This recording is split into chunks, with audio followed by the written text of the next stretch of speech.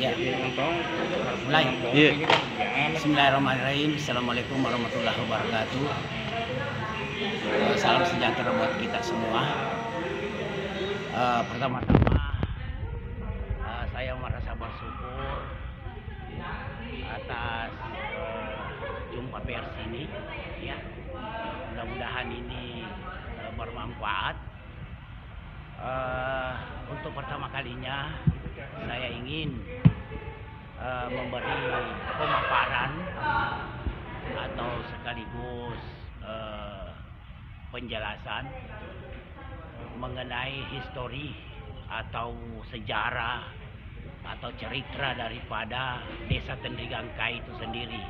Ya, baik, pertama-tama selaku menjabat kepala Desa Tendrigangkai, yakni Bapak Haji HS Daimaluka. Beliau ini menjabat atau periodenya ini selama 32 tahun menjabat, masih eranya Orde Baru Soeharto. Selanjutnya dijabat lagi Mansur HS, ya. Pejabat kedua Mansur HS itu periodenya kurang lebih 8 tahun, ya. Itu masa era Ibu Megawati presiden. Kemudian saya sendiri yang ketiga, saya menjabat Desa Tendrigangkai selama 8 tahun lebih, ya, di periode Ibu Megawati. Nah, ini kedua pendahulu saya sampai saya sekarang itu mengenai status daripada rinci yang ada di Desa Tendrigangkai itu tidak pernah berubah. Iya, tidak pernah berubah mengenai statusnya.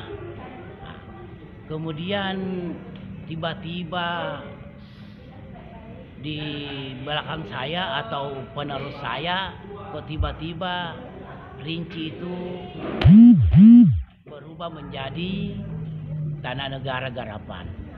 Berarti Tanah Rinci bukan klasternya menjadi Tanah Negara Garapan. Nah, itu merupakan pelanggaran. Itu pelanggaran.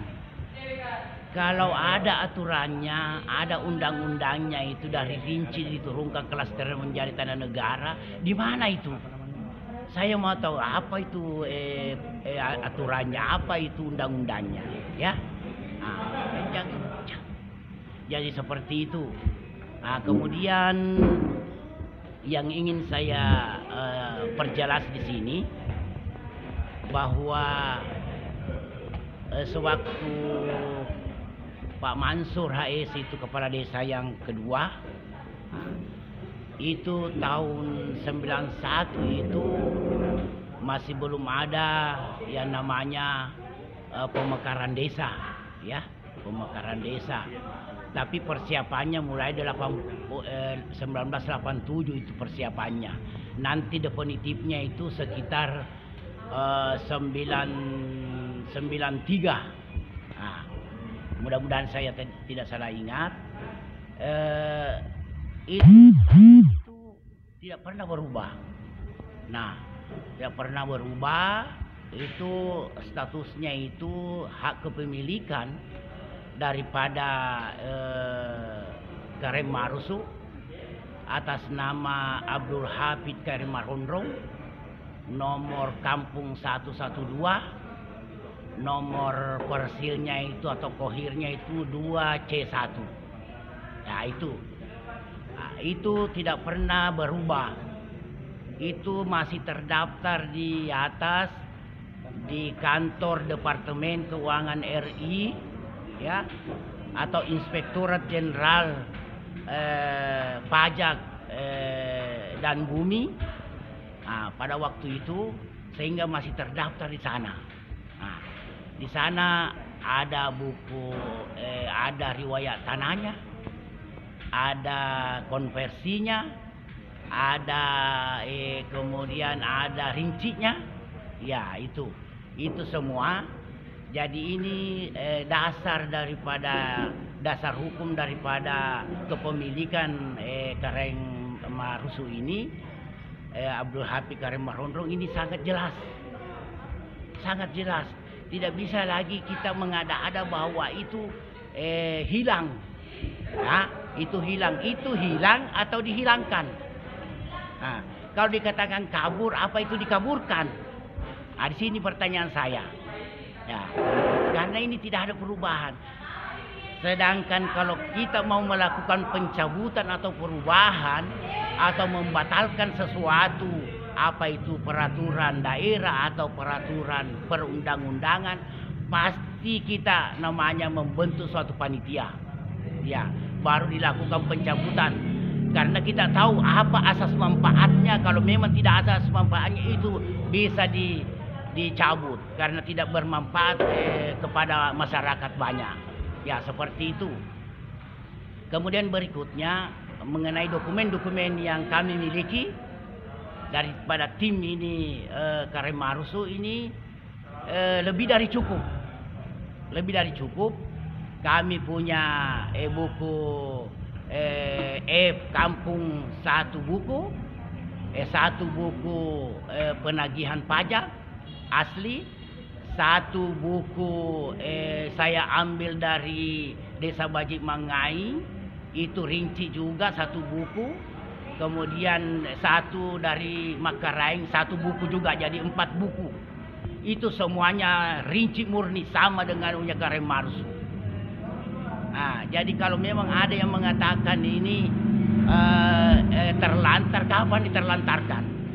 Dan undang-undang apa yang mencabut kalau memang ada yang membatalkan ini mengenai rinci?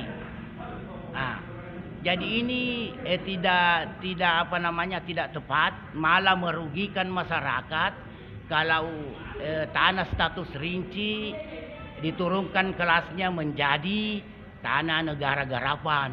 Nah, itu merugikan masyarakat. Ya, karena namanya itu rinci itu dibentuk itu dipanitiakan, Pak. Sama halnya kalau kita bentuk dulu itu Eskalan Reform tahun 1905, itu juga ada panitianya sampai ke pusat. Nah, itu. Jadi kita ini punya dokumen cukup. Insya Allah. Kalau yang lain-lain apa dokumennya? Nah, kemudian kalau memang ada di dalamnya seperti sertifikat, karena ada namanya sertifikat cacat hukum, karena tidak sesuai daripada data formil yang diajukan ke pertanahan. Itu ada tekanan, ada pemaksaan, dan ada pemalsuan.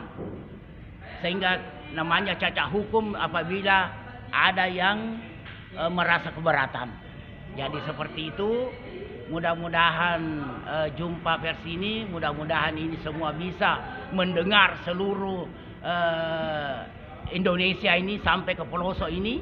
Mudah-mudahan jangan lagi kita mau ditunggangi dengan mafia-mafia tanah yang tidak mau bertanggung jawab, enaknya saja mau ditahu. Padahal itu hak seseorang itu, Pak. Itu tanggung jawab dunia akhirat. Mungkin demikian, lebih dan kurangnya mohon maaf. Assalamualaikum warahmatullahi wabarakatuh.